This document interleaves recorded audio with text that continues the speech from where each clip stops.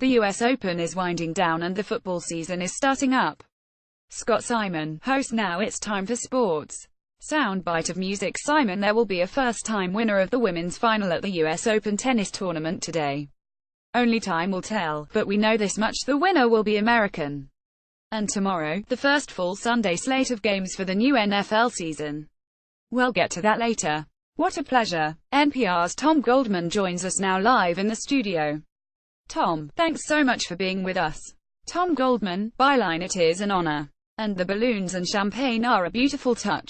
Simon, laughter: we have a little more set up when you leave the studio.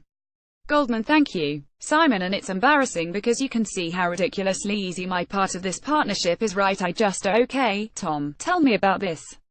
Listen, 4 American women made it to the semi-finals. One of them was not Serena Williams, although just because she had a baby. Tell us about the finalists, Sloane Stephens and Madison Keys. Goldman: well, you mentioned no Serena. In fact, this is the first time since 1998 there's an American woman in the US Open final, let alone 2, not named Williams.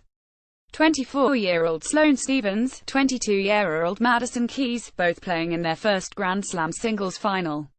Guaranteed not the last time, Scott. For those who've said the future of American women's tennis looks bleak beyond Serena and Venus Williams, that doesn't seem to be the case. Simon, and to add a note of poetry, this US Open marks 60 years since Althea Gibson won the US Open. Of course, she was the first African-American woman to do that. Goldman: absolutely. 2 African-American young women are playing in this final. And coming on the heels of the Williams sisters' dominance, you know, it's just not a big deal anymore. And I think that's the ultimate tribute to Althea Gibson. Simon: football. We're 1 game out of the gate. Goldman: football. Simon: oh, yeah, football. 1 game out of the gates, but this board is beset with a lot of issues. Yesterday, for example, a judge temporarily blocked the 6-game suspension of Ezekiel Elliott of the Cowboys for alleged domestic abuse. That case could linger over much of the season. And, of course, Colin Kaepernick is not on any roster. But what began last year with him taking a knee has become a whole chorus of players undertaking various signs of protest and/or support during the national anthem. Goldman: yeah, that's very true. And, you know, there's an interesting situation planned in Cleveland tomorrow, where the protests appear to have gone to the next level. Now, the Browns had staged the biggest protest during an anthem to date. About a dozen of them knelt in a circle before a preseason game. And this angered some local police, who threatened to stage their own protest before tomorrow's game. But the sides appear to have come together. Tomorrow, Browns players and police, firefighters, military members are apparently all going to run on the field together. They're going to stand together for the national anthem.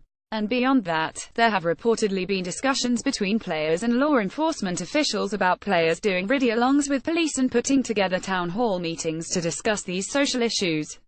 Simon, finally, a stat I noticed this week and brought to your attention. Last month, the National Federation of State High School Associations released its annual sports participation survey, shows participation in high school football was down in 2016. Does this suggest interest in the sport is going to go down over this next generation? Goldman: some say it might, but it's still, you know, the overall number of participants is still the most in any high school sport. And people still love and watch football. So is it seriously threatened? Not for the foreseeable future. Simon. Tom Goldman, NPR sports correspondent. Always a pleasure to have you here, my friend. Thanks for being with us.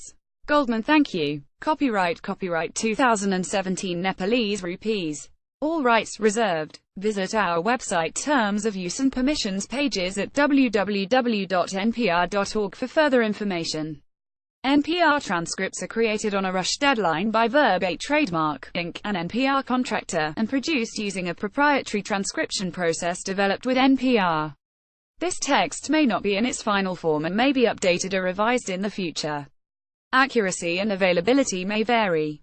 The authoritative record of NPR's programming is the audio record.